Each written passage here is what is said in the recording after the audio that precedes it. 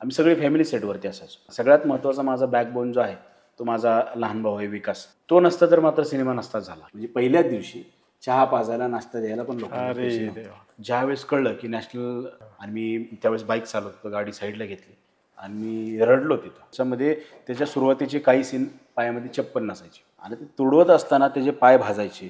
अरे त्याला प्रचंड त्रास व्हायचा आणि सगळ्यात महत्त्वाचं काय होतं की मग ते करत असताना त्याचे पाय भाजायचे, पायामध्ये काहीतरी घुसायचं, त्याचा मला प्रचंड त्रास व्हायचा बाप म्हणून. तर मी स्वतः चप्पल तेवढे दिवस घातली नाही. अरे कबीरमुळं पूर्ण फिल्ममध्ये एक अरे रिटेक वा राहायचा. शेवटचा आमचा क्लायमॅक्स चालू होता.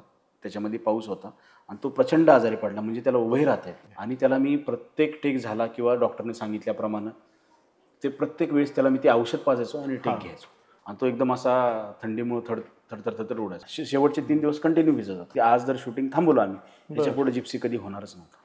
कारण म्हणलं तुझ्या बाबाकडचे सगळे पैसे संपले, आपण सगळं कर्ज घेतलं आणि कर्ज घेऊन केलं, कर्ज सुद्धा संपलं. का ठेवला हे मला नाही सांगता येणार, पण ते माझं पॅशन होतं.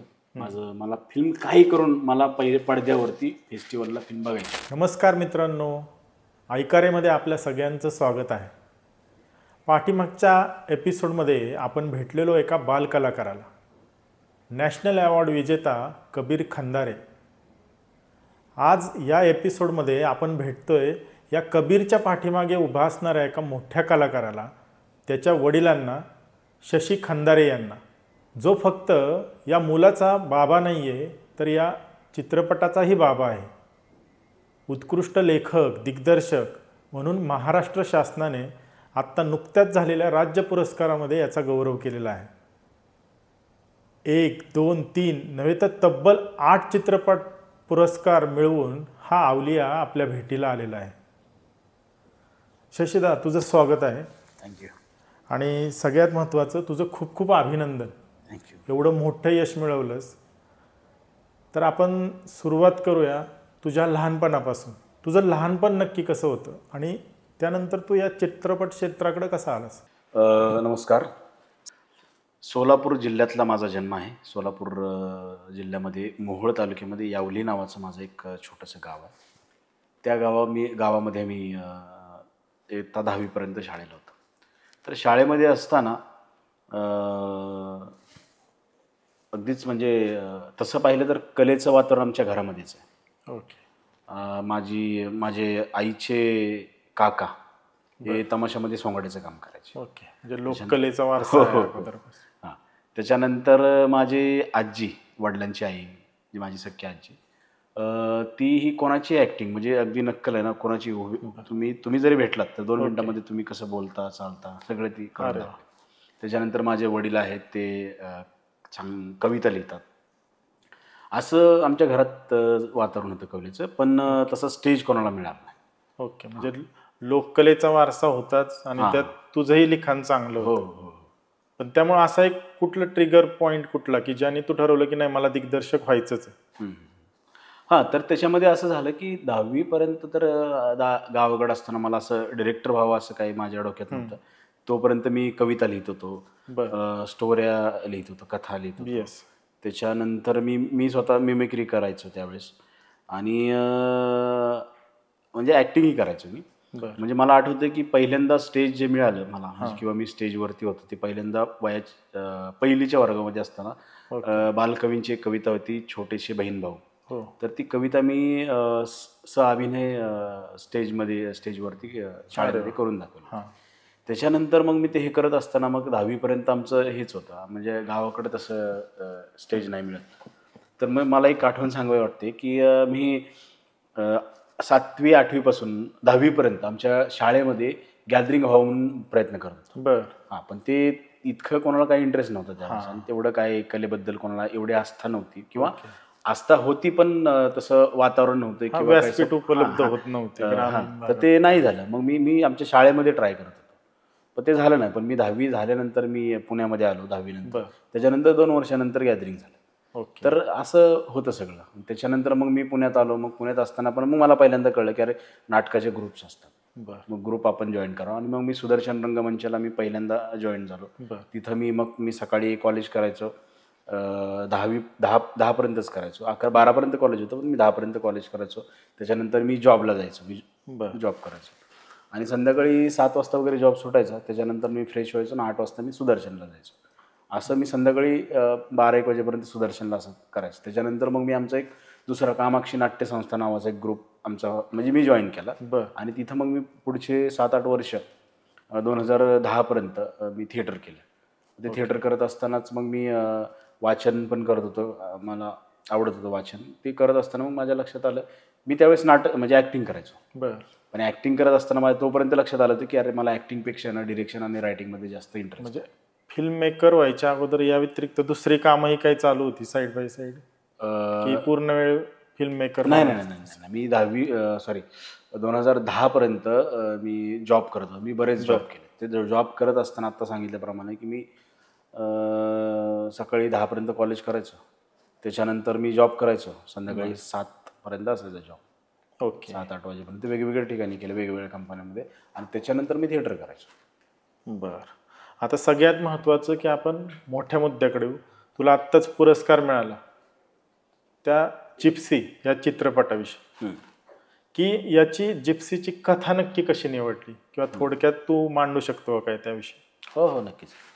त्याच्या आधी मी आधीच एक कंटिन्यू करतो की तुम्ही आधीचा प्रश्न राहिला तो माझा अर्धाच राहिला. की त्याच्यानंतर मी थिएटर करत होतो आणि थिएटर करत असताना मला जे लक्षात आलं की अरे मला ॲक्टिंगपेक्षा डिरेक्शन आणि रायटिंगमध्ये जास्त इंटरेस्ट. आणि मग मी विचार केला की अरे आपण तोपर्यंत मी ह्याच्यामध्ये बऱ्याच सिरियल फिल्म्समध्ये ज्युनियर आर्टिस्ट म्हणून काम करतो. बरोबर. आणि मग मी विचार केला की आपण फिल्ममध्ये आपण किंवा नाटकामध्ये डिरेक्टर म्हणून काम करावं, रायटर म्हणून काम करावं. आणि मग मी 2010ला मला एक पहिली फिल्म मिळाली जी आमच्याच ग्रुपनी प्रोड्यूस केली होती. आमच्याच ग्रुपमधल्या एका मुलाच्या वडिलांनी प्रोड्यूस केली होती. नाथ जे मस्कोबा देवस्थान आहे पुण्यात वीरचं, त्यांच्यावरती होती. आणि त्याच्यामध्ये मला एक मोठं कॅरेक्टर मिळालं होतं. त्याच्यामध्ये त्याच्यामध्ये शरद पोंक्षे, राहुल सोलापूरकर आणि मी असे 3 जण त्याच्यामध्ये होतो. पण मला लक्षात आलं की नाही, मला ॲक्टिंग नाही करायचं, म्हणजे माझं जास्त इंटरेस्ट या साईडला. आणि मग मी पहिल्यांदा मग तिथं चीप एडे म्हणून जॉईन झालो. पण आता हे आम्हीच आमच्याच प्रोड्युसर असल्यामुळे त्यांनी मला चीप एडी म्हणून जॉईन केलं. पण पहिल्या शेड्यूलपर्यंत माझ्या लक्षात आलं की चीप एडीचं काम हे खूप पुढचं आहे. त्याच्या आधीची मला बरीच कामं शिकायची आहेत, मला काहीच येत नव्हतं. आणि मी दुसऱ्या शेड्यूलपासून मग मी क्लॅप द्यायला सुरुवात केली आणि तिथपासून मग माझा सिनेमा क्षेत्रातला प्रवास सुरू झाला. त्यावेळेस ठरवलेलं की दिग्दर्शक व्हायचं? हो.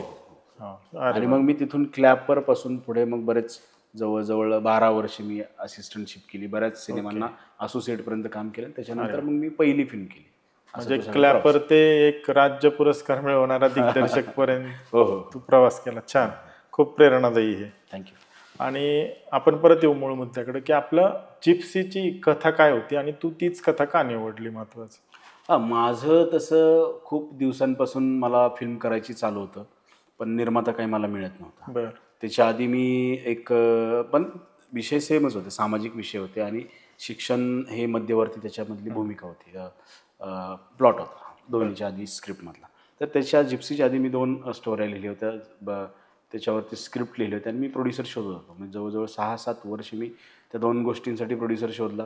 तो तेही सामाजिक विषय होते, आर्ट फिल्म्स होते, पण त्याला काही प्रोड्युसर मिळाला नाही. ती इतक्या लोकांना ऐकून झाली होती माझी की मग ती ऑलमोस्ट ज्यांच्याकडे जाईल त्यांना माहीत असायचं. बरोबर. मी ती दोन्ही थांबवल्या त्या गोष्टी आणि नंतर दुसरी गोष्ट लिहिली. मग ती गोष्ट सुचण्यापाठीमागे काय होतं की मी आता पुन्हा गावाकडचं होतो त्यावेळेस आहे ना, मी एक घटना बघितली होती. जिप्सी ही जी कथा आहे एका डोंबऱ्याच्या छोट्या मुलाची गोष्ट आहे, ज्याला जन्मापासून ते सर्कसीचे खेळ करावे लागतात आणि त्याला त्याच्या आयुष्यामध्ये 2 महत्त्वाची कामं आहेत. एक, त्याला ज्या गावात जाईल ते भटकी लोक आहेत, ज्या गावात जाईल तिथं त्याला ते सर्कस जे आहे डोंबारी खेळ तो करावा लागतो आणि त्याच्यानंतर संध्याकाळी गावात जाऊन खाण्यासाठी तुकडे मागून आणावे लागतात. हे 2 त्याला कामं करावं लागतात. हे करत असताना त्याला असं वाटत राहतं की अरे गावातल्या लोकांना एवढं ताजं खातात, मग आपल्याला का नाही मिळत आहे, आपल्यालाही मिळायला पाहिजे. तो ट्राय करतो पण त्याला बऱ्याच वेळा मिळत नाही. आणि मग त्याला असं वाटतं की अरे वास तरी आपण घेऊ शकतो. आणि जे पदार्थ बनत असतात मग तो तिथं जातो. मग ते भजी असतील, वडापाव असेल, अगदी भाकरीचाही वास त्याला आवडायला लागतो. तो वास घ्यायची त्याला सवय लागते. आणि त्या सवयी त्याला शिक्षणाकडे कशी घेऊन जाते अशी ती एक साधारण कथा आहे. मी गावाकडे असताना 7वी मध्ये पहिल्यांदा घडलं होतं की मी शाळेतनं घरी चाललो होतो आणि मला एक फॅमिली अशी समोरून येताना दिसत होती. मग ती डोंबारी कुटुंब होतं. ते जवळजवळ 20-25 लोकांची कुटुंब होतं. त्याच्यामध्ये म्हणजे उत्तम पवार नावाचा एक डोंबारी समाजातला एक माणूस आहे, जो त्याचे आई वडील, तो आणि त्याचे आय थिंक मला वाटतं 14 का 16 भाऊ आणि 2-3 बहिणी, असं मोठं सगळं कुटुंब घेऊन तो आमच्या गावामध्ये आला होता. ही गोष्ट असेल मला वाटतं 2098ची वगैरे गोष्ट असेल. 98मध्ये आला होता तो. आणि त्याच वेळेस मनोरंजनाची साधनं एवढी वाढली होती की हे जे डोंबारी खेळ आहेत की कोणी साधारणतः बघत नव्हतं. बरोबर. आणि त्याच्यामध्ये त्यांचं पोटच भरत नव्हतं, अशी अवस्था झाली. मग त्याच्यामध्ये त्यांचं चालू होतं की आपण काहीतरी पोटापाण्यासाठी उद्योगधंदा चालू केला पाहिजे. आणि नेमकं आमच्या गावामध्ये एक मोठा असा उद्योग आहे. सगळ्या समाजाची लोक तो उद्योग करतात.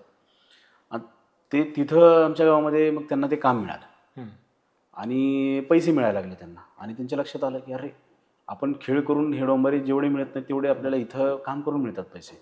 पण तरी त्यांना कसं, आता हे भटक्या लोकांच्या सवय असते त्यांना की ते एका ठिकाणी राहू शकत नाही. 2-4 दिवस राहिले आणि परत पुढे निघाले. पण तो जो उत्तम पवार होता, तो सगळ्यात जो मोठा होता उत्तम पवार, त्यांनी ठरवलं की नाही, आपण इथं या गावात राहूयात, कामधंदा करूयात. आणि तो त्याची बायको आणि मुलं आणि ते तिथं राहिला. आता तिथंच काम करायला लागला. आणि बाकीचे जे कुटुंब आलं ते पुढे निघून गेले. पुढच्या वर्षी जेव्हा ही सगळी लोक आली तेव्हा त्यांच्या लक्षात आलं की अरे, उत्तम पवार एका जंगलामध्ये त्यांनी एक झोपडं टाकलं आणि तो एकाच ठिकाणी गेले, वर्षभर झालं राहत. आणि मग त्यातले अजून 2-4 लोक राहिली, कामधंदा आहे म्हणून, आणि ते पुढे गेले. अशी करत करत पुढच्या 3-4 वर्षामध्ये 2003 पर्यंत ते ऑलमोस्ट सगळी लोक तिथं स्थायिक झाली, तिथं थांबले. आणि तिथं मग त्यांना आत्ता मी म्हणजे आत्ताची परिस्थिती सांगतोय, त्यांना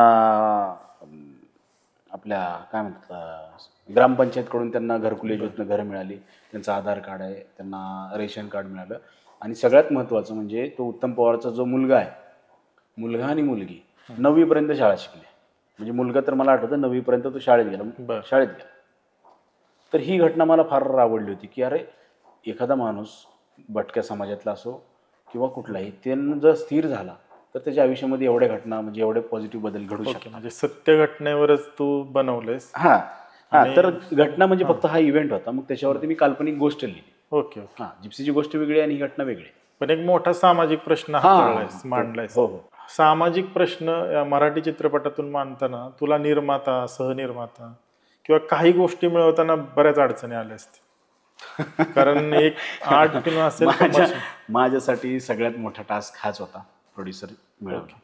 म्हणजे तुम्हाला खोटं वाटेल, माझ्याकडे डायरी आहे, त्याच्यामध्ये मी ज्या लोकांना भेटलो त्यांची नावं आणि कितवे हा प्रोड्युसर कितवा आहे. तर मी जिप्सीचा मला पहिला प्रोड्युसर मिळवण्यापर्यंत मी 250 लोकांना भेटलो. अरे बापरे. 250 लोकांना. म्हणजे त्यावेळेस सगळे ते तसे प्रोफेशनल प्रोड्युसरच होते असं नाही. मला वाटतं की अरे, एक माणूस हाय मी पैसे लावतो म्हणले किंवा वाटतो यार ह्याला प्रत्येकाला भेटायचो. तर मला तोपर्यंत ना 250 लोकांना मी भेटलो होतो. प्रत्येकाला मी प्रत्येकाबरोबर 3-4 मीटिंग तरी केले असते. आणि पण प्रोड्युसर मिळतच नव्हता. मग शेवटी मला एक लक्षात आलं की यार, प्रोड्युसर मिळणं अवघड आहे, कारण हा सामाजिक विषय लोक लावायला तयार नाहीत. आणि खरी गोष्ट आहे की तसं आता आपल्याकडची परिस्थिती नाही आहे की अशा सामाजिक विषय रिकवर होतात म्हणून. ते कमर्शियल सिनेमाचं वेगळं असतं. आणि मग मी विचार केला की आपण एका मित्राला, माझ्या भावाचा मित्र आहे, ओळखीचा होता, त्याला सांगितलं असं असं आहे, मी फिल्म करतोय. तरी तो म्हणला की ठीक आहे, मी अर्धे लावतो, तो अर्धे लाव. मी म्हणलं मी काय नाही लावू शकणार पैसे, पण मी ह्याच्यामध्ये मी करू शकतो, काय म्हणतात कोलॅबोरेशनमध्ये. मी एकटाच नाही तर माझे बरेच सोर्सेस होते आणि बरेच माझी टीम होती, ती करू शकते. आणि आपण फक्त थोडक्यामध्ये करूयात. तो जो खर्च आहे तो खर्च कर, प्रोड्युसर म्हणून आपण खर्च कर, आपण दोघंजण फिल्म करू असं ठरलं. पण झालं असं की पुढं जाऊन सगळं तयार झालं. माझी स्क्रिप्ट मी लिहिली होती तोपर्यंत, बरेच चालू होतं. आणि बऱ्याच अडचणी, इतक्या प्रचंड अडचणी आल्या की आम्ही फ्लोअरवरती चाललो आणि लॉकडाऊन पडला. मला वाटतं 2020ची गोष्ट असेल. 2020मध्ये आपल्याकडं कोविड आला. आणि आमचं शूटिंग होतं एप्रिल, मे, जून, जुलै, कारण त्याच्यामध्ये उन्हाळा, पावसाळा असं सगळं आहे. आणि ते त्या वर्षी थांबलं. परत मग आता शूटिंग डायरेक्ट 1 वर्ष पुढे जाणार होतं. आणि आम्ही पुढच्या वर्षी गेलो, सेम परत लॉकडाऊन त्याच वेळेस, आणि परत शूटिंग थांबलं आणि तो बॅकआउट झाला. आणि मग आता माझ्यापुढं प्रश्न असा होता की मला फिल्म करायचीच होती, पण फक्त फिल्म दुसरा प्रोड्युसर शोधून करायची नव्हतं, तर आधीच्या प्रोड्युसरचे कर्ज झालं आणि तो बोलला की मला आधी माझे पैसे देऊन टाक. आणि मग मला ते त्याचे पैसे देऊन दुसरा निर्माता शोधून पुढे अरे जायचं. देवा. आणि मग मी परत शोधाशोध सुरू केली आणि मग तोपर्यंत माझं आर्थिक बराच मोठा प्रॉब्लेम झाला होता. मग मी ते ऑफिस बंद केलं, सगळं थांबवलं आणि म्हणलं नाही आता जिप्सी नाही करू शकत. म्हणलं जे कर्ज झालं ती दुसरी फिल्म करूयात किंवा वैयक्तिक काहीतरी करूयात, असं सगळं चालू होतं. आणि त्याच वेळेस मग मी दुसरे निर्माते शोधायला सुरुवात केली, पण निर्माते काही मिळत नव्हता. मग दुसऱ्या चित्रपटासाठी जिप्सीसाठी मला वाटतं तिथून पुढे 6 महिने मी शोधले, पण 6 महिने काही मिळालं नाही कोणी. आणि मग मी ते पूर्णच थांबवलं. आता म्हणलं नको. आणि मग मी दुसरी कमर्शियल फिल्म करत होतो. आणि मला आठवतं की आमचं काहीतरी एप्रिलमध्ये शूट होतं आणि जानेवारीपर्यंत वगैरे मी ते करत होतो सगळं. आणि जानेवारीमध्ये माझ्या लक्षात आलं की नाही यार, मला जिप्सीच फिल्म करायची. आणि मी तेव्हा प्रोड्युसर वगैरे काहीच नव्हतं. मग मी माझ्या भावाला फोन केला, म्हणलं आपण जे आत्ता करतो ती थांबूयात म्हणलं, कारण माझं ह्या गोष्टीमध्ये मन लागत नाही आहे, मला जिप्सीच करायची. आणि मग तो म्हणलं की मग निर्माताच नाही आपल्याकडे, फिल्म कशी करणार. म्हणलं बघू कसं करायचं. आणि मग आम्ही ठरवलं की ठीक आहे करत. आणि मला वाटतं आम्ही काहीतरी एप्रिलला फ्लोअरवर जाणार होतो आणि जानेवारीमध्ये ठरवलं की आपण फिल्म करत. मग आता प्रोड्युसर नव्हता. मग एक माझा मित्र आहे, त्याने मला आर्थिक मदत केली. ठीक आहे, झाल्यानंतर तुला जेव्हा प्रॉफिट होईल झालं तर तुम्हाला दे. मग त्याच्यानंतर त्यांनी अमाऊंट दिली, थोडेफार पैसे दिले. त्याच्यानंतर आम्ही स्टुडिओ आमचा साऊंडचा स्टुडिओ करायचो, त्यासाठी आम्ही काही पैसे जमा केले होते. ते पैसे बायकोकडनं काही सेविंग होतं, असं करून आम्ही मग फिल्मला सुरुवात केली. आम्हीच प्रोड्युसर झालो. पण झालं असं की आमच्या ओव्हरऑल बजेटचे हे सगळं मिळून बजेट फक्त 15% झालं होतं.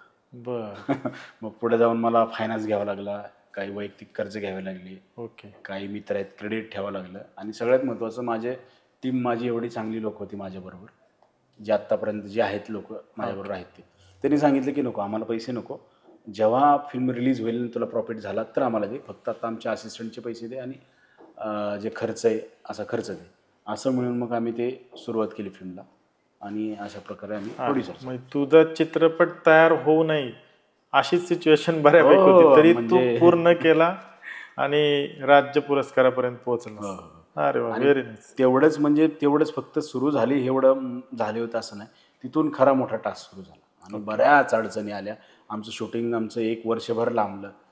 मला आठवतंय आम्ही अक्कलकोटमध्ये पहिला शॉट 25 मे 2022ला घेतला होता. आणि शूटिंग तुम्हाला सांगतो, एका फेस्टिवलला फिल्म सिलेक्ट झाली, तिथं अवॉर्ड पण मिळालं, तरी आमचं काही शूटिंग बाकीच होतं. अरे. आणि मला माहिती आहे मार्चपर्यंत शेवटचा शॉट आम्ही कबीरचा जो घेतला, शेवटचा शॉट तो मार्चमध्ये आम्ही शेवटचा शॉट घेतला. ओके. हां, ते कबीरवरून म्हटलं की तो चित्रपटाचा नायक तुझा मुलगाच आहे. मग त्याचं कास्टिंग कधी ठरवलेलंस किंवा इतर कास्टिंग, असं काय तुझा अनुभव काय होता? कास्टिंगचं त्याचं म्हणजे अगदीच आधी आहे ना, तिथं जोत्या नावाचं कॅरेक्टर त्यांनी केलं.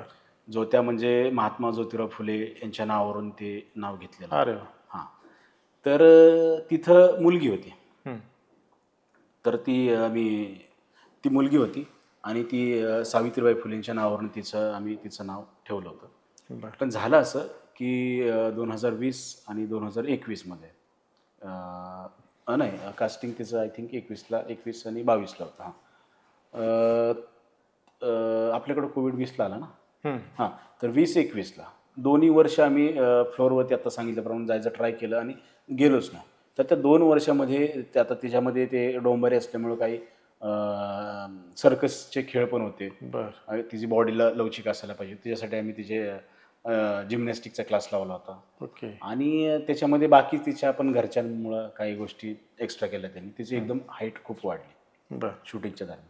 मग मी जेव्हा आम्ही शूटिंगचं ठरवलं, आता आपण करूयात फिल्म 2 वर्ष लेट नंतर, पण ती खूपच मोठी दिसायला लागली आणि तिचा जो फिल्ममध्ये इनोसंटनेस पाहिजे होता, निरागसता पाहिजे होती, ती दिसेना. आणि मग मी विचार केला की नाही यार, हे सगळ्यात महत्त्वाचं लीड कॅरेक्टर आहे आणि तेच जर मनासारखं झालं नाही तर मग ते फिल्म नाही वर्क होणार. आणि मग मी सगळं बाकीचं सुरू ठेवलं आणि तिला दुसऱ्या कॅरेक्टरमध्ये दिलं एक तिला कॅरेक्टर, आणि तिच्यासाठी जो लीडसाठी दुसरी मुलगी शोधत होतो. पण ती काय मला सापडतच नव्हती. आणि अगदी शूटिंग आता महिन्याभरावरती आलं आणि मिळतच नाही. सगळी जुळवाजुळव केली, बऱ्याच आम्ही अडचणीतनं आलो होतो पुढं, काय करावं कळत नव्हतं. तर एक दिवशी मग मी माझ्या ऑफिसमध्ये कबीरला घेऊन गेलो होतो. आणि मी तेच जरा टेन्शनमध्ये होतो की अरे काय करावं. तर कास्टिंग, लीड कास्टिंगच होत नाही, ती मुलगी तर मिळत नाही. आणि असं मिळणं पण अवघड होतं, कारण ते आम्हाला तिचं जिम्नॅस्टिक पाहिजे होतं, ती दिसायला तशी छोटी पाहिजे होती. आम्हाला ज्या पद्धतीची ॲक्टिंग करणारी पाहिजे होती तशी पाहिजे होती. आणि ते अवघडच होतं. आणि एक माझ्या अचानक लक्षात आलं की कबीर करू शकेल असं मला वाटलं. माझ्यासमोरच तो काहीतरी लॅपटॉपवरती काहीतरी गेम खेळत बसलो, आणि मी लक्षात ते आम्ही कबीरबरोबर बरेच फिल्म्स केल्या आहेत, शॉर्ट फिल्म केलेले आहेत, आणि मला त्याचं काम माहीत होतं. मग मी विचार केला की अरे समजा मुलगी नाहीच मिळाली तर आपण मुलगा घेतला तर किती फरक पडेल फिल्म. ओके. तसा फरक पडला, पण मग मी विचार केला की अरे मग त्याच्या ॲक्टिंगवरती किंवा इतर जास्त गोष्टींवरती आपण जास्त फोकस करू.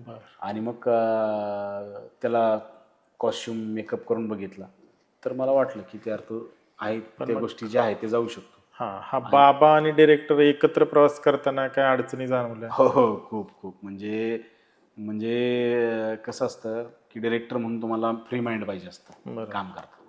आणि त्यात मग तुम्ही बाबा असाल, तुमचं घरातलं कोणी असेल, आणि त्याला तुम्हाला सांभाळायचं असेल, तर ती खूप मोठं टास्क असतं. आणि बाप म्हणून असणं एक मन फारच वेगळं लागतं. आता मुळात कबीर पण आहे ना फार हळवा आहे, तितकाच मी पण हळवा आहे. तर कितीतरी अशा गोष्टी होत्या की ते शूट करताना मला डिरेक्टर म्हणून मी वेगळाच, माझं एक वेगळं हे असायचं, आणि बाप म्हणून एक वेगळं मत असायचं. दोन्ही मॅच करणं, बॅलन्स करणं खूप अवघड होतं. म्हणजे तुम्हाला सांगतो, सोलापूरमध्ये आम्ही मेमध्ये 42 डिग्रीमध्ये शूट करत होतो. आणि कबीर जो कॅरेक्टर करत होता, तो भटक्या समाजातला जो डोंबारी मुलगा आहे त्याचं कॅरेक्टर करतो, आणि त्याच्यामध्ये त्याच्या सुरुवातीचे काही सीन पायामध्ये चप्पल नसायची, नव्हती चप्पल. अरे बाप. हां, म्हणजे फिल्ममध्ये आहे की त्याला नंतर त्याला चप्पल मिळते, आणि तोपर्यंत त्याच्याकडे चप्पल नसते.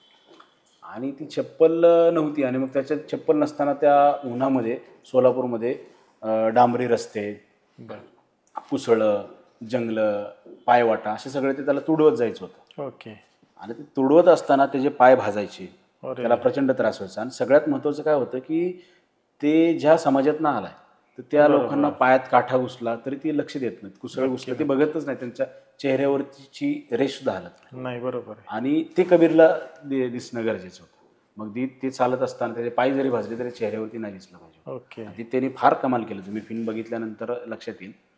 आणि मग ते करत असताना त्याचे पाय भाजायचे, पायामध्ये काहीतरी घुसायचं, त्याचा मला प्रचंड त्रास व्हायचा बाप म्हणून. साहजिक आहे. मग तुम्हाला मला आठवतंय की ते जे शेड्यूल होतं पूर्ण, ज्याचं विदाऊट चप्पलचं होतं, तर मी स्वतः चप्पल तेवढे दिवस घातली नाही. अरे, मी चप्पल नाही घालायचो त्याचा त्रास बघून. तर अशा बऱ्याच गोष्टी होत्या, अशा बऱ्याच घटना होत्या आमच्या फिल्ममध्ये करत असताना झाल्या. एखादा सीन की समजा तो कबीरला जमला नाही, पण त्यानंतर खूप प्रयत्नानंतर जमला किंवा अवघड होता, असा एखादा सीन? आता मी हे डिरेक्टर म्हणून सांगतो, बाप म्हणून सांगत आहे. कबीरचं काम फारच अप्रतिम आहे. म्हणजे तुम्हाला सांगतो, आम्ही फक्त तो जागा असतानाच नाही शूट केलेलं, त्याचे फिल्ममध्ये झोपीत असतानाचे पण शॉट्स आहेत बरेच. अरे, आणि झोपीत सुद्धा मी त्याला सांगायचं की कबीर आपल्याला हे करायचं आहे, आणि तो ते करायचं, झोपीत पण करायचं. अरे. आणि मला सांगताना एक बाप म्हणून एक अभिमान वाटतो की पूर्ण फिल्मभर आमचं कधीही 15-16 ट्रेकच्या आतमध्ये कधीही ओके नाही झाला शॉट. पण कबीरमुळं पूर्ण फिल्ममध्ये एक पण नाही टेक झाला, रिटेक नाही झाला. प्रत्येक टेक त्याचा ॲक्टर म्हणून ओकेच असं. नाही, त्याच्या ऍक्टिंग बद्दल तू नाही बोलला तरी चालेल, कारण त्याला राज्य पुरस्कार मिळाला, राष्ट्रीय पुरस्कार मिळाला, इथंच ते सिद्ध होतं. तर ते फक्त ॲक्टिंगच नाही, तर ते त्याला जन्मताच त्या गोष्टी होत्या त्याच्याकडे आहेत म्हणजे. आणि त्याच्यामुळे त्याला फक्त ॲक्टिंग म्हणजे फक्त अभिनयच नाही, त्याच्याबरोबर सिनेमामध्ये कॅमेरासमोर ज्या गोष्टी करायच्या असतात, म्हणजे तुम्ही डिरेक्टर आहात, तुम्ही पण एवढी मोठी एक फिल्म केली, तुम्हाला सगळ्या गोष्टी माहिती आहेत. नक्की. की टेक्निकली गोष्टी असतात, कंटिन्युटी असते, बाकीच्या बऱ्याच गोष्टी आहेत, लेन्स आहे, ह्या सगळ्या गोष्टी, ते त्याला सगळ्या गोष्टी माहिती आहेत. नाही, ते बरोबर आहे. मग त्याला स्टेटला असो किंवा नॅशनलला असो अवॉर्ड मिळाल्यानंतर तुझी प्रतिक्रिया काय होती बाबा म्हणून, डिरेक्टर म्हणून? मला तुम्हाला सांगतो, म्हणजे इतक्या कष्टातनं त्यांनी फिल्म केलेली आहे, म्हणजे त्यांनी अभिनय केला आहे, कारण आमचं बजेट आणि सगळ्याच गोष्टी होत्या. त्याच्या आधी मी का ते सांगतो तुम्हाला. आता ते सोलापूरमधल्या उन्हाचं सांगितलं, तसं आम्ही कोकणामध्ये पावसामध्ये शूट केलं. म्हणजे जवळजवळ 30% भाग हा पावसातला आहे कोकणामधला फिल्ममध्ये. आणि आमचं बजेट कधीच संपलं होतं. आम्ही कर्ज काढलं होतं, फायनान्स घेतला होता, क्रेडिट ठेवले होते. म्हणजे तुम्हाला सांगतो मला की एका शेड्यूलला, म्हणजे एक आमची ॲक्ट्रेस जी फिल्ममधली आहे ती म्हणली नाही मला गाडीच पाहिजे. आमचं तेव्हा बजेट नव्हतं आणि आमचं ठरल्याप्रमाणे ते नव्हतंच आहे. आणि मग करायचं काय, तर राहिलं होतं शेवटचं. तर मी माझ्या बायकोचं मंगळसूत्र घाण ठेवलं आणि ती गाडी करून दिली तिला, इथून पुण्यातनं गणपतीपुळेपर्यंत. अशा परिस्थितीनं आम्ही करत होतो. आणि पहिलेच आणि बऱ्याच गोष्टींमुळे आमचं शूटिंग जे होतं जून जुलैमधलं ते पोस्टपोन झालं होतं. अगदी दिवाळीपर्यंत आलं होतं. त्यावेळेस तिकडचा पाऊस कमी झाला. मग आम्हाला ते कंटिन्यू पाऊस पाहिजे होता. मग आम्ही जो रेन मशीन मागवलं होतं. रेन मशीनचं पण शेड्यूल आमचं पहिल्याच शेड्यूलमध्ये बजेट संपलं. आणि मग करायचं काय, तर आम्ही बऱ्याच काही गोष्टी करून ते केल्या गोष्टी. तर त्याच्यामध्ये ते कबीरचं पावसातलं सांगतो, तर आम्हाला सलग 10 दिवस शूट करायचं होतं पावसामध्ये. आणि त्याच्यामध्ये तो आजारी पडला आणि मग बऱ्याच आम्ही त्याला डॉक्टरकडे घेऊन जाऊन आलो, हे केलं, पण शूटिंग काही थांबवणं शक्य नव्हतं. आणि शेवटचा तुम्हाला सांगतो, शेवटचा आमचा क्लायमॅक्स चालू होता, त्याच्यामध्ये पाऊस होता आणि तो प्रचंड आजारी पडला. म्हणजे त्याला उभंही राहता येत नव्हतं. आणि त्याला मी प्रत्येक टेक झाला किंवा डॉक्टरने सांगितल्याप्रमाणे ते प्रत्येक वेळेस त्याला मी ते औषध पाजायचो आणि टेक घ्यायचो. त्याला इतका ताप आलता, उभे राहता येत नव्हतं. आणि एक शॉट होता ज्याच्यामध्ये तो हातोडी उचलतो आणि तो ते जे काय आहे ते ब्रेक करतो लोक, आणि त्याला ती हातोडी उचलायलाच अवसर नव्हतं. आणि तो एकदम असा थंडीमुळे थरथर उडायचा. मग आम्ही एक टेक झाला की त्याला औषध पाजायचो आणि पाठीमागे जनरेटरचे इथे घेऊन जायचो त्याला ती उब लागावी म्हणून. आणि त्याच्यामध्ये पण त्यांनी ते टेक दिले. आणि एक त्या शॉटला, शेवटच्या शॉटला ज्या आमच्या शेड्यूलच्या सकाळ झाली, 4 वाजल्या होत्या आणि तो कंटिन्यू भिजत होता. शेवटचे 3 दिवस कंटिन्यू भिजत होता आणि त्याच्याकडनं होणं शक्य नव्हतं. आणि मला बाप म्हणून प्रचंड म्हणजे त्रास होत होता. आणि मग मी काय करायचं, कारण शूटिंग असं आलं की थांबूयात, शूटिंग होत नाही कारण त्याचे एक्सप्रेशन येत नव्हते, करायचं काय. पण आत्ता अशी परिस्थिती, आज जर शूटिंग थांबवलं आम्ही, त्याच्या पुढे जिप्सी कधी होणारच नव्हतं. कारण आम्ही इतकं कर्ज घेऊन केलं होतं. आणि परत ह्या आर्टिस्टच्या सगळ्या तारखा जुळवून आणणं, लोकेशन मिळणार नव्हतं आम्हाला, कारण ते शाळेच्या इथं आम्ही शूट करत होतो. आम्हाला परत मिळणार नव्हतं कारण त्यांच्या एक्झाम वगैरे होत्या आणि ते डायरेक्ट दिवाळीनंतरच होतं. तोपर्यंत आमचं सगळं ते जाणार होतं. काय करायचं. आणि मग मी कबीरला साईडला घेतलं आणि त्याला सांगितलं, बघ म्हणलं कबीर, आता आपलं राहिले 1-2 तास फक्त शूट राहिले आणि हे 2 तास केलं तर आपलं पिक्चर पूर्ण होणार आहे. पण आत्ता जर नाही झालं तर आपण ह्याच्या पुढं कधीही जिप्सी पूर्ण करू शकणार नाही. कारण म्हणलं तुझ्या बाबाकडचे सगळे पैसे संपले, आपण सगळं कर्ज घेतलं आणि कर्ज घेऊन केलं, कर्जसुद्धा संपलं आणि हे पुढं होणारच नाही. मग कसं करायचं ठरवतं.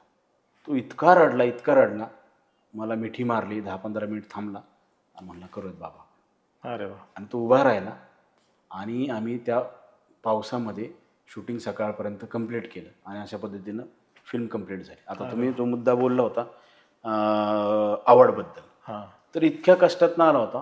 आणि मला ज्यावेळेस कळलं की नॅशनल डिक्लेअर झालं आणि त्याला नॅशनल मिळालं, इतका आनंद झाला मला म्हणून सांगतो मी. म्हणजे काय, म्हणजे कुठल्या शब्दात, म्हणजे पहिल्यांदा तर माझ्या डोळ्यामध्ये पाणी आलं. आणि मी त्यावेळेस बाईक चालवत होतो, गाडी साईडला घेतली आणि मी रडलो तिथं. इतके फोन येत होते, मी कोणाचा फोनच उचलू शकत नव्हतो. म्हणजे तुम्हाला सांगतो, मी आत्ता असं बोललो तर अतिशयोक्ती होणार नाही की मला नॅशनल मिळालं असतं, जेवढा आनंद नसता झाला त्याच्यापेक्षा जास्त मला त्याला मिळाल्यानंतर झाला. कारण ते मला सगळं आठवलं, त्याचं कष्ट आणि सगळ्या गोष्टी. आणि तू मानतोय त्याच्यातूनच जाणवते की हा चित्रपट पूर्ण होणारच नाही, होऊ शकत नाही. अशी सिच्युएशन असताना तू वैयक्तिक 2 राज्य पुरस्कार तुला मिळाले, मुलाला 1, भावाला 1, बायकोला 2 आणि एकूण 8 राज्य पुरस्कार मिळाले. मग हा चित्रपट होणार नाही आणि तो चित्रपट बनवल्यावर 8 पुरस्कार मिळाले. या प्रवासाला काय म्हणशील? प्रवासाला आता काय म्हणणं, म्हणजे इतक्या अडचणी होत्या, त्याच्यामध्ये पूर्ण झाली ती फक्त आणि फक्त माझे जवळचे मित्र होते टेक्निशियन. त्यामध्ये मेकअप आर्टिस्ट आहे समीर कदम आहे, माझा कॅमेरामन आहे प्रवीण, एडिटर आहे सगळ्यात महत्त्वाचा माझा बॅकबोन जो होता तो माझा लहान भाऊ विकास, जो साऊंड रेकॉर्डिस्ट आणि डिझायनर आहे. तर तो होता, म्हणूनच खरी तर फिल्म कम्प्लीट झाली. माझी बायको होती जे प्रोड्युसर आहे फिल्मची. सिनेमाच्या पहिल्या म्हणजे शूटिंगचंच नाही म्हणत मी, प्री प्रोडक्शनपासून, म्हणजे मी हाच नाही, ह्याच्या आधीचा पण सिनेमा जेव्हा साठी निर्माता शोधत होतो, हे सगळा प्रवास होता, तेव्हापासून मी स्ट्रगल चालूच होता माझा. आणि ह्याचं सांगतो मी, जिप्सीचं सांगतो, तर आमच्या सेटवरती माझी आई, वडील, माझे भाऊ, माझे दोन्ही भाऊ, बायको, मुलं, आम्ही सगळे फॅमिली सेटवरती असायचो. तर ते ह्यासाठी होतं की म्हणजे तुम्हाला सांगतो, आम्ही सुरुवातीला सोलापूरचं पहिलं शेड्यूल होतं जिकडे प्री चालू होतं. प्रीला काय मुश्किल लोक होतो आम्ही त्यावेळेस, म्हणजे ते आम्ही एक राहण्यासाठी एक बंगला घेतला होता आणि आर्टिस्टला आम्ही लॉजवरती ठेवलं. तर आम्ही जे राहत होतो किंवा आमचे मित्र टेक्निशियन होते ते राहत होते, किंवा आमच्यावर जो खंड्या नावाचा कुत्रा होता तो राहत होता. तर ते घेतलेलं सगळं ते धुवून घेण्यापासून, रोज झाडून घेण्यापर्यंत, रोज सगळ्यांना नाश्ता बनवण्यापर्यंत सगळी माझी बायको करायची, आई करायची, वडील बाकीच्या छोट्या मोठ्या गोष्टी, पाणी आण, हे आण, ते आण, ते सगळ्या गोष्टी करायची. आणि हे फक्त तेवढं शूटिंगच्या आधीच नव्हतं, शूटिंगमध्ये पण सगळं कंटिन्यू सगळं हे ते प्रत्येकाने कामं तर केलेलीच आहेत, प्रत्येकाने प्रत्येकाच्या गोष्टी केलेलीच आहे, पण त्याच्या व्यतिरिक्त पण या सगळ्या गोष्टी करायच्या. म्हणून तो सिनेमा करता आला. सगळ्यात महत्त्वाचा माझा बॅकबोन जो आहे तो माझा लहान भाऊ आहे विकास, जो सिनेमाचा साऊंड रेकॉर्डिस्ट आणि डिझायनर आहे. तो नसता तर मात्र सिनेमा नसताच झाला, कारण इतक्या प्रचंड अडचणी, रोज फिल्म बंद पडायची, रोज मला माहीत असायचं थांबलंय काम, पण तो हँडल करायचा, काही ना काही त्यातनं करायचा मार्ग आणि करायचा. म्हणजे एक गोष्ट तुम्हाला सांगतो, पहिला म्हणजे फिल्म कशी कंप्लीट झाली तुमच्या लक्षात येईल की आम्ही शूटिंगला सुरुवात केली 25 मे 2022ला. पहिला दिवस होता, अक्कलकोटमध्ये आम्ही पहिला शॉट आम्ही तिथे घेतला. तर तो शॉट घेण्याआधी तुम्हाला सांगतो, आम्ही जे सांगितल्याप्रमाणे आमचे बजेट आम्ही सगळं गोळा केलं आणि ते 15%च होतं ओव्हरऑल फिल्मच्या. आणि ते आम्ही तिथे गेलो सुरुवातीला, आम्ही, माझा भाऊ आणि आमचा EP पुण्यातच होता, काय त्याला थांबवलं होतं. मी एक गोष्ट महत्त्वाची करायची होती ना, आम्ही अक्कलकोटमध्ये गेलो, सगळे आर्टिस्ट टेक्निशियन आले, सगळं झालं आणि सगळ्यांना तुम्हाला सांगतो नाश्ता आणि चहा द्यायचा होता. आणि शूटिंगच्या चालू होण्याआधी सगळ्यांचं चालू होतं गडबड, आणि मी ते टाळत होतो. त्याचं कारण असं होतं की मला पहिला शॉट घेण्याआधी म्हणजे पहिल्याच दिवशी चहा पाजायला, नाश्ता द्यायला पण लोकांना पैसे नव्हते, कारण आमचे पैसे आधीच प्रीला संपलेच. असं सगळं होतं. ते फॅमिली सगळ्यांसाठी आहे ना, सगळ्यांसाठीच तुम्हाला सांगतो की आम्ही आता राहतो पण सगळे एकत्र. अरे वा. हां, तर तुमचा फॅमिलीचा सपोर्ट असणं तुम्हाला खूप गरजेचं आहे. म्हणजे माझ्या बायकोचं सांगतो की मी तिला म्हणलं की आता मी फिल्म आपण करतोय चालू. जेव्हा 3ऱ्या वर्षी फिल्म चालू झाली आणि पैसे तर काहीच नव्हते, मग म्हणलं आपलं घर भागण्यासाठी तुला काहीतरी काम धंदा करावा लागेल. आणि तिने जॉब करायला सुरुवात केली. म्हणजे मला असं वाटलं होतं की 4-5 महिन्यात शूटिंग संपेल आणि पुढचे 2-3 महिने होईल चालू, पण पुढचे अजून पण, म्हणजे आता जवळजवळ 3रं-4थं वर्ष ती अजून जॉबच करते. तर ती त्या दिवशीपासून म्हणजे शूटिंगच्या दरम्यान तिने सुट्ट्या घेतल्या, सोलापूरचं जे शेड्यूल होतं त्यावेळेस, आणि प्रीला थोडे दिवस आली होती, पण ती कंटिन्यू जॉब करत होती. तर तिने मला घर भागवण्यासाठी मी इकडं, कारण ती नोकरी करत होती, तर ती आहे. परत आई वडील, माझे वडिलांनी पण बऱ्याच गोष्टी केल्या. तुझा हा संघर्ष, तुझ्या कुटुंबाचा संघर्ष महाराष्ट्र शासनानेही नोटीस केला, त्यामुळे तुला वैयक्तिक कुटुंबालाच तुमच्या 6 अवॉर्ड दिले. बायकोला 2, तुला 2, विकासला आणि कबीरला 1. तू मग अशी म्हटलं की माझ्या बायकोचं मंगळसूत्र मी गहाण ठेवलं. मग एवढ्या अडचणीनंतरही हा चित्रपट तयार होऊ नये ही सिच्युएशन असताना तू चित्रपट का चालू ठेवला जिप्सी? का ठेवला हे मला नाही सांगता येणार, पण ते माझं पॅशन होतं. मला फिल्म काही करून मला पहिले पडद्यावरती फेस्टिवलला फिल्म बघायची होती. आणि त्याच्यासाठी आम्ही खूप संघर्ष केला. आणि पहिलं स्क्रीनिंग झालं तुम्हाला म्हणजे सेन्सॉरचं पण सांगतो, शेवटचे 7-8 दिवस राहिले होते. मी रोज पहाटे ट्रेननी मुंबईला जायचो, हार्डिस्क घेऊन सेन्सॉरच्या ऑफिसला. तिथं सकाळी 10पर्यंत जे काम आहे ते करायचो, येताना मी बाय बस यायचो, म्हणजे मला तेवढं झोपता. मी 1-2 तास लोणावळ्यापर्यंत झोपायचो आणि डायरेक्ट स्टुडिओत जायचो. स्टुडिओमध्ये पुढचं जे काम आहे ते कंप्लीट करायचं जायचं. असं 7-8 दिवस मी 2 तास झोपायचो.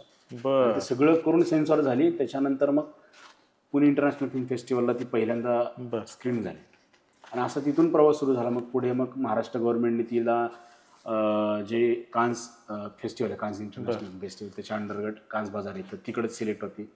ते कान्सला गेलो होतो. म्हणजे जगातलं सगळ्यात मोठं फेस्टिवल आहे, जे 2-4 फेस्टिवल आहे त्यापैकी. तर तिथं कान्सला गेलो होतो मी, कान्सला सिलेक्ट झाली. अरे वा. त्याच्यानंतर पुणे इंटरनॅशनलला पहिलं स्क्रीनिंग झालं, तिथं बेस्ट चाइल्ड ॲक्टर अवॉर्ड मिळालं. अरे वा. त्याच्यानंतर इफीला मला वाटतं मराठी 2च फिल्म्स होते तिकडं, बरं. जे भारत सरकारचं आहे, गोव्यामध्ये भरतं. ओके. तिकडं सिलेक्ट होती. तिकडं 3-4 कॅटेगरीमध्ये त्याचं स्क्रीनिंग झालं. बरं. आणि आत्ता जस्ट राज्य पुरस्कार मिळाले. त्याच्यामध्ये मला सर्वोत्कृष्ट दिग्दर्शक मिळाला, ग्रामीण दिग्दर्शक म्हणून. बरं. त्याच्यानंतर बेस्ट स्क्रीन प्लेला पटकथेला मिळाला.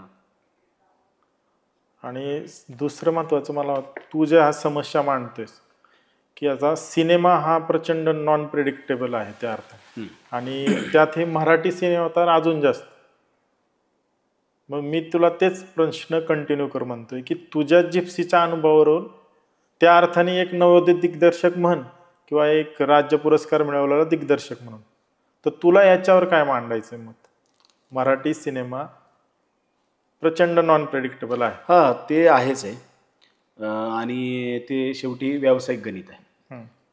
कमर्शियल सिनेमा किंवा असा असणारा आर्टिस्टिक सिनेमा, कारण लोक थिएटरला जाऊन फिल्म बघणं ह्याच्यावर सगळं. आता तुम्ही बॉलिवूडचे म्हणा किंवा साऊथचे बघा, तर ते थिएटरमध्ये येऊन बघतात. थिएटरमध्ये म्हणजे चालतो सिनेमा म्हणून ते होतं. मग आपलं आर्ट फिल्मचं जे काय होतं, ज्या फेस्टिवलच्या फिल्म्स असतात, तर त्याचा बिझनेस होत नाही. त्याच्यामुळं मग ते प्रोड्युसर पण मिळत नाही आहेत, आणि मग डिरेक्टर पण करायला जरा थोडंसं हे होतं. म्हणजे माझ्यावरून सांगतो मी, तर ते तसं आहे. म्हणजे कलाकृतीला बजेट नाहीये म्हणून कलाकृतीचा ऱ्हास होतोय का त्याच्या व्हाईस वर्सा? कलाकृतीचाच दर्जा नाहीये त्यामुळे बजेट येत नाही मराठी? सुरुवात म्हणजे अगदीच आता ते तुम्हाला किंवा ऑडियन्स ठरवेल की त्याचं पाठीमागे काय असेल. पण मी तुम्हाला बेसिक गोष्टी सांगतो की महाराष्ट्रामध्ये मराठी सिनेमा खूप व्हरायटी आहेत, आणि प्रचंड टॅलेंटेड डिरेक्टर आहेत, रायटर्स आहेत, ॲक्टर्स आहेत, सगळे टेक्निशियनसुद्धा आहेत. नक्की. पण बिझनेस होत नसल्यामुळं मग कुठंतरी बजेट कमी आलं आहे. आणि मग त्याच्यामध्ये कॉम्प्रोमाइज करून डिरेक्टरला, प्रोड्युसर्सला त्या गोष्टी कराव्या लागतात. आता उदाहरणार्थ कितीतरी साऊथचे फिल्म्स आहेत, तुम्ही कुठलाही साऊथचा फिल्म घ्या, तर त्यांच्याकडं प्रचंड बजेट आहे. कारण त्यांच्या पाठीमागं तेवढे स्टुडिओ आहेत उभे. म्हणजे तुम्ही साऊथचे जर विचार केला तर धनुषच्या फिल्म्स आहेत, सूर्याच्या आहेत, किंवा डिरेक्टर तुम्ही पारंजीसारखा डिरेक्टर आहे, अशा सामाजिक विषय करणाऱ्याबद्दल बोलतोय मी. की आर्टिकल 15 नावाची एक फिल्म चालते, आय थिंक डिरेक्टर हे अनुभव सिन्हा आय थिंक डिरेक्टर आहे. तर त्यांच्या पाठीमागं झी स्टुडिओ आहे, किंवा सूर्यासारखा ॲक्टरने ती प्रोड्युसर होता, किंवा धनुषने केली ती फिल्म, किंवा आपले बरेच साऊथचे मोठमोठे स्टुडिओ त्याच्या पाठीमागे उभे राहतात. की तिकडं मग ते सामाजिक विषय आहे किंवा फक्त एंटरटेनमेंट विषय आहे, तिकडं ते होत नाही. पण आपल्याकडे तशा गोष्टी होत नाहीत. आपल्याकडे कोणी मोठे स्टुडिओ सुरुवातीला तर उभे राहतात. म्हणजे आर्ट आणि कमर्शियल फिल्मचा आपल्याकडे खूपच म्हणजे मोठा डिफरन्स पडतो बजेटच्या. हो, त्याच्यामुळे आपल्याकडं सुरुवातीला असं कोणी फार होतच नाहीत असं म्हणत नाही मी. बरोबर. काही मोजक्या आहेत. आपल्याकडे फॅन्ड्री आलं तर फॅन्ड्रीने नंतर मग झीने केली ती, किंवा भाऊराव कराड्यांची पण होती.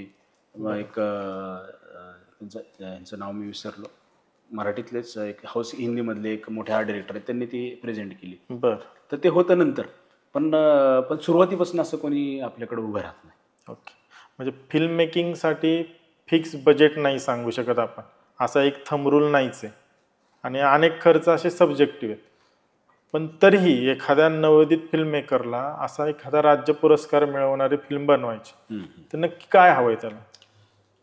सगळ्यात आधी तुम्ही बजेटचं म्हणलात तर आपण एक बजेट टेंटेटिव्हली काढू शकतो, त्या बजेटमध्ये पण करू शकतो. आपल्याकडचे फार एक एक्झिक्युटिव्ह प्रोड्युसर फार हुशार आहेत मराठीत, सगळीकडे. मी मराठीबद्दल बोलतो, मी ज्यांच्यावर काम केलं. पण मग असं जर कसं होतं की आता माझं सांगतो मी तुम्हाला, आमचं जे ठरलं होतं शेड्यूल, की आमचं एक पावसाचं शेड्यूल आणि एक उन्हाचं शेड्यूल, असं 2 शेड्यूलमध्ये फिल्म संपवायची. पण बजेट संपल्यामुळं आम्हाला एक बरेच बजेट करते 8 ते 10 शेड्यूल झालं. मग त्याच्यामध्ये मग पाऊस गेल्यामुळे मग आम्हाला रेन मशीन मागवावं लागलं. प्रोडक्शन कॉस्ट वाढत जाते.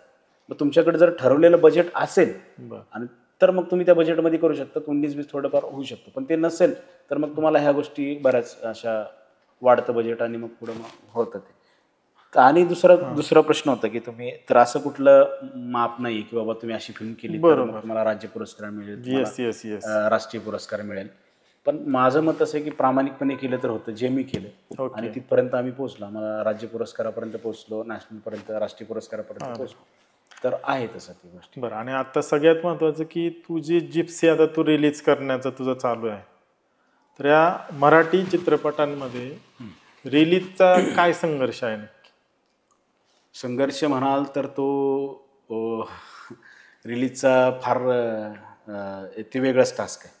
म्हणजे जसं मला निर्माता मिळवण्यासाठी एक वेगळा टास्क होता, फिल्म कम्प्लीट करेपर्यंत वेगळा टास्क होता. आता माझा तिसरा सगळ्यात महत्त्वाचा टास्क आहे जे मला फिल्म रिलीज करायची थिएटर. बरोबर, नक्कीच. कारण होतं काय की ही शेवटी व्यवसायाची गणित आहे. हो. की एखाद्या स्टुडिओनी असेल किंवा वैयक्तिक एखाद्या निर्मात्यांनी एक अमाऊंट लावली तर ती रिकवर होणं पण गरजेचं आहे.